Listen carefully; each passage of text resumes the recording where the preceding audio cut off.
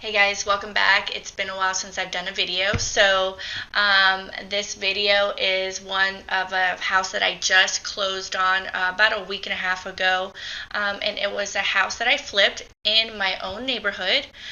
This one was a super simple flip, and I just wanted to get back to just really the basics of it, and this was truly cosmetic. The video starts with, we couldn't get a full before, but you'll see my handyman in there. He's prepping the paint in there, so that's the before, and it transitions into the after. Super happy with this one, and I'll explain what I did, how what I bought it for, and my budget, and what I sold it for. So enjoy.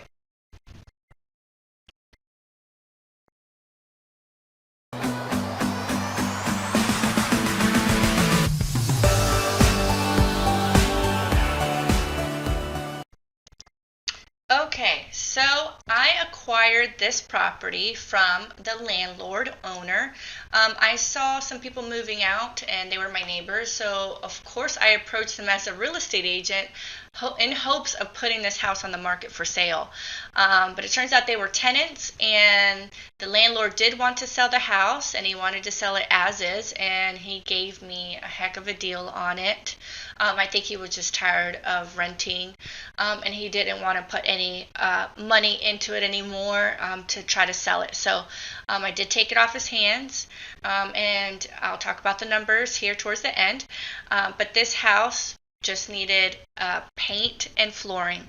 I didn't even do anything with the kitchen. It needed one new appliance. So I did an upgraded LVP throughout the house, except the bonus room. The bonus room had this beautiful laminate, and it was new that the tenants put in, so no work there.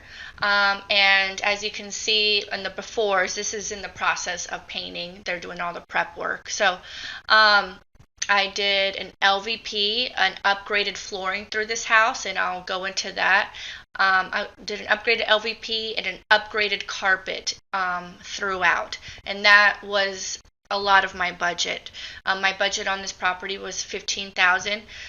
It was the floor plan. The house looks small, so it was almost 1,600 square feet, but I wanted it to look a little bit more luxurious here, so that's why I went with the upgraded flooring, and I was able to save because the bonus room was already done. So the kitchen, I didn't even paint the cabinets. I didn't really want to paint the cabinets, and the reason for that is there's a lot of trends going back to the browns and the dark colors, so I'd like to leave that up to the new homeowner and transform this galley kitchen the way they want to do it.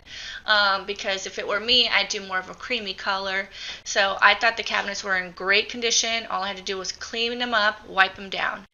I also staged the house because the living room looked very small when it's vacant. So I did a rent-a-center, and I rented furniture for a month, and like the master bedroom looked tiny, so I had to stage it with furniture so I can get the buyer's vision with their bedroom furniture in there, because the way the layout was, it didn't really look like any furniture could fit in there. So with the master bathroom, I kept the flooring.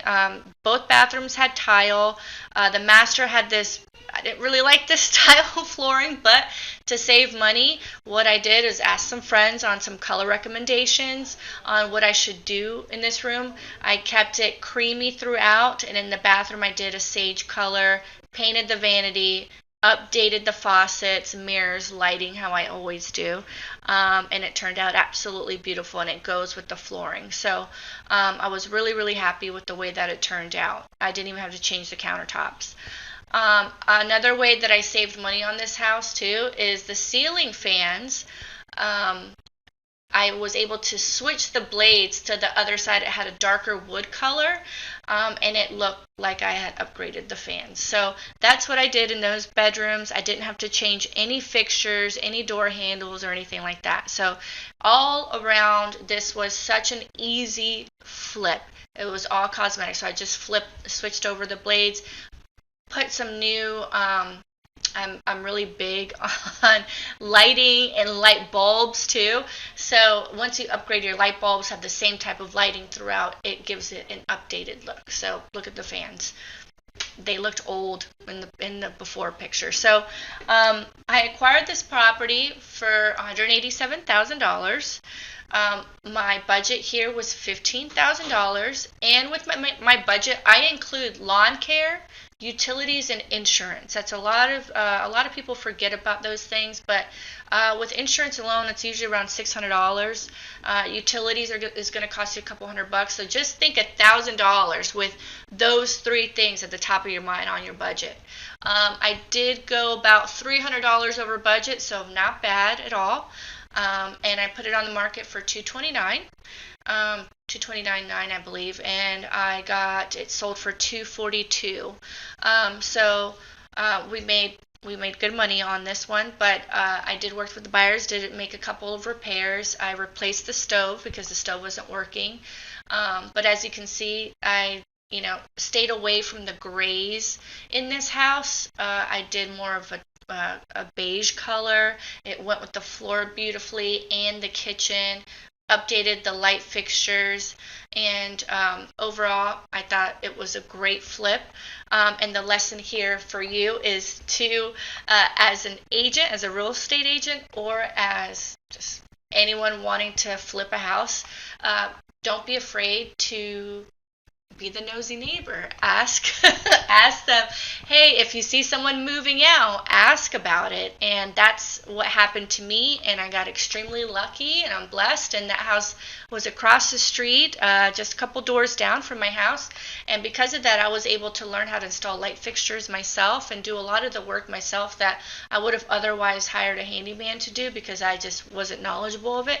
But I was able to spend a lot of time at that house, and I really, really enjoyed it. So on my next one, I'm going to start doing more things like that on my own so I could save some money. So thanks for stopping by, and I do have another video coming. It's one of my clients, and we also had the same story, and it was a wonderful flip house too. So I'll see you guys in the next video.